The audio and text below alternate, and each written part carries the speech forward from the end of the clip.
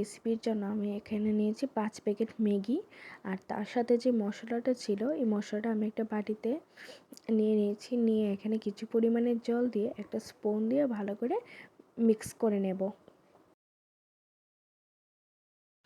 কড়াই গরম হয়ে গেছে, এখন কড়াইতে দিয়ে দেব সর্ষে তেল। আপনারা চাইলে সাদা তেলও ব্যবহার করতে পারেন।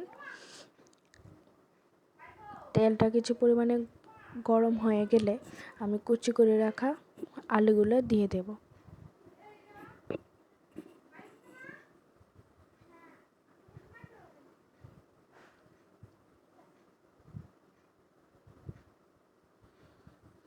তারপর দিয়ে দেব দুটো আস্ত বিন কুচি করে রাখা। সবগুলো ভালো করে কিছু সময় ভেজে নেব।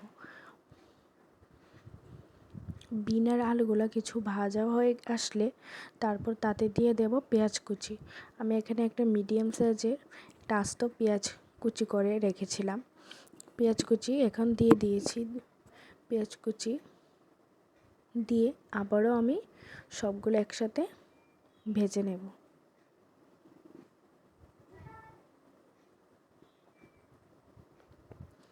তার সাথে দিয়ে দেব কিছু পরিমাণে কাঁচা লঙ্কা কুচি করে রাখা।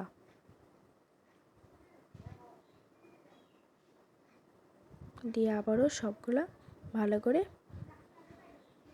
ভেজে নেব।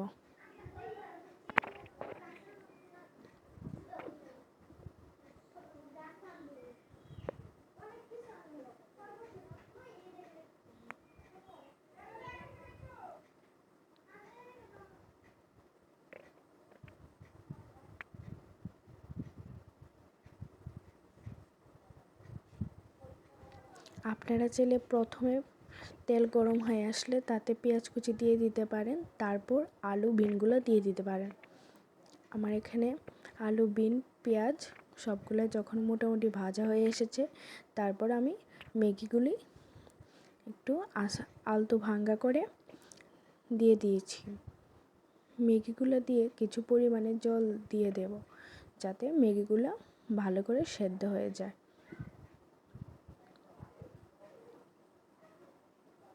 সবগুলো একসাথে কিছু সময় ভেজে নেওয়ার পর মিক্সি করে রাখা মশলাগুলো দিয়ে আবারও ভালো করে কিছু সময় ভেজে নেব।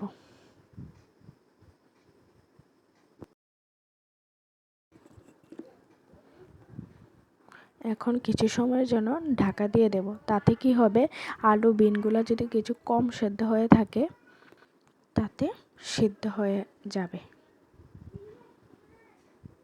আর ঢাকনা তুলে নিয়ে আবার কিছু সময়ের জন্য নাড়িয়ে নিলেই আমাদের রেসিপি একদম তৈরি। আশা করি আপনাদের ভালো লাগবে। ভালো লাগলে অবশ্যই শেয়ার করবেন, লাইক করবেন, কমেন্ট করবেন এবং আমার চ্যানেলটা সাবস্ক্রাইব করে দেবেন।